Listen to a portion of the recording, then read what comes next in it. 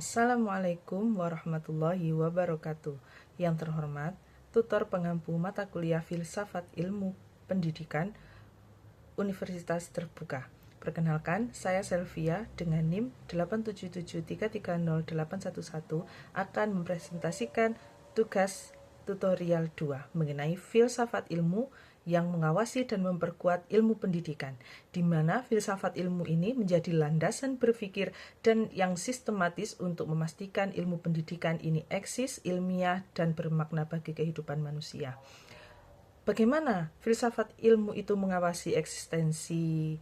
Yang pertama, menjelaskan dasar, arah, dan tujuan ilmu pendidikan agar tidak menyimpang dari hakikatnya, di mana ilmu pendidikan ini memberi arah dan tujuan pada pendidikan untuk membentuk manusia agar berilmu, berkarakter, dan bermoral.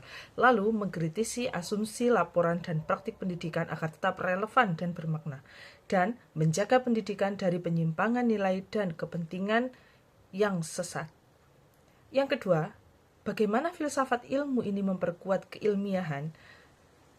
Filsafat ilmu ini mengkaji bagaimana pengetahuan pendidikan diperoleh, diuji, dan dikembangkan secara sistematis serta secara logis, di mana diawali dengan landasan teori yang kuat, lalu mengarah berpikir kritis dan logis, membuat ilmu pendidikan berkembang secara ilmiah, kredibel, dan dapat dipertanggungjawabkan. Lalu, metode penelitian yang sistematis, dan kebenaran yang dapat diuji dan dipertanggungjawabkan. Jadi, ilmu di sini tidak asal dibentuk, melainkan melalui keilmiahan yang sangat kuat.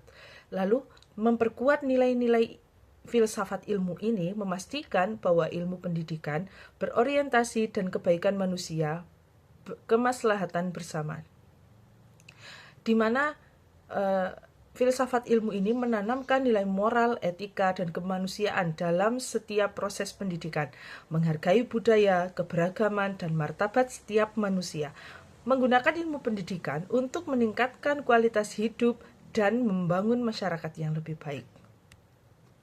Bagaimana penerapan filsafat ilmu ini dalam praktik pendidikan? Filsafat ilmu ini membantu menentukan tujuan, cara mengajar, kurikulum, dan sistem penilaian agar pendidikan lebih bermakna. Dalam kebijakan pendidikan, kebiasaan merdeka belajar berlandaskan oleh progresivisme, yaitu memberi kebebasan berpikir kritis, kreatif, dan memecahkan masalah. Guru berperan sebagai fasilitator, jadi guru bukan satu-satunya sumber ilmu. Lalu, pendidikan ini berorientasi pada pengembangan potensi dan kebutuhan peserta didik. Nah, dalam pengembangan kurikulum, filsafat ilmu ini berbasis kompetensi berdasarkan konstruktivisme, pengetahuan dibangun sendiri oleh peserta didik melalui pengalaman. Contohnya, project based learning atau siswa meneliti masalah di sekitar sekolah dan membuat solusinya sendiri. Pembelajaran menekankan keterampilan, kolaborasi, serta pemecahan masalah. Dalam proses pembelajaran, terdapat beberapa metode, di antaranya diskusi, eksperimen, observasi, yang mana mencerminkan filsafat secara empirisme atau ilmu ini diperoleh melalui pengalaman dan pengamatan langsung. Siswa melakukan percobaan untuk memahami fenomena secara nyata, sedangkan guru mendorong siswa untuk bertanya, menganalisis, dan menarik kesimpulan. Lalu yang keempat, bagaimana dalam penilaian pendidikan? Penilaian tidak hanya ujian tertulis, tetapi juga portofolio, presentasi, dan praktik langsung, di mana dipengaruhi oleh filsafat humanisme, di mana setiap siswa memiliki potensi dan cara belajar yang berbeda. Lalu, menilai dari proses, usaha, dan perkembangan siswa secara menyeluruh. Terakhir, bagaimana pendidikan yang bermakna dan bernilai ini turut memperkuat perkembangan filsafat ilmu. Pendidikan yang bermakna membentuk pemikiran, nilai, dan tindakan yang menjadi energi bagi berkembangnya filsafat ilmu. Yang pertama, membentuk pemikiran kritis dan bermakna. Pendidikan yang bermakna mendorong peserta didik untuk bertanya, berpikir kritis, dan memahami hakikat ilmu. Membantu memahami hakikat pengetahuan, cara memperoleh ilmu, serta apa tujuan ilmu bagi kehidupan, dan memperluas cara pandang sehingga melahirkan gagasan baru bagi perkembangan filsafat ilmu. Yang kedua, menjaga nilai dan arah ilmu.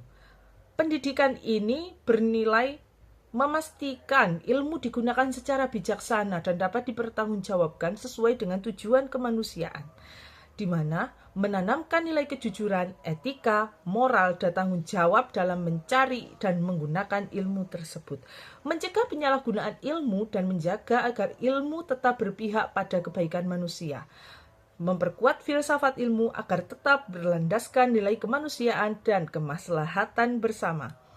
Yang ketiga, mendorong inovasi dan refleksi ilmiah, di mana peserta didik tidak hanya menerima ilmu, tetapi juga meneliti dan mengembangkan dan menciptakan pengetahuan baru bagi diri mereka sendiri. Refleksi terhadap perkembangan ilmu ini membuat filsafat ilmu harus tetap hidup dan berkembang. Inovasi yang lahir dari pendidikan bermakna menjadi dorongan bagi kemajuan ilmu pengetahuan. Ilmu ini berkembang karena pendidikan yang bermakna dan bernilai, menuntun arah, memberi makna, dan menyalakan kemajuan. Pendidikan bukan hanya mengisi pikiran, tetapi menyalakan akal, membentuk karakter, dan menuntun ilmu menjadi bermanfaat. Itulah tadi presentasi dari saya. Wassalamualaikum warahmatullahi wabarakatuh.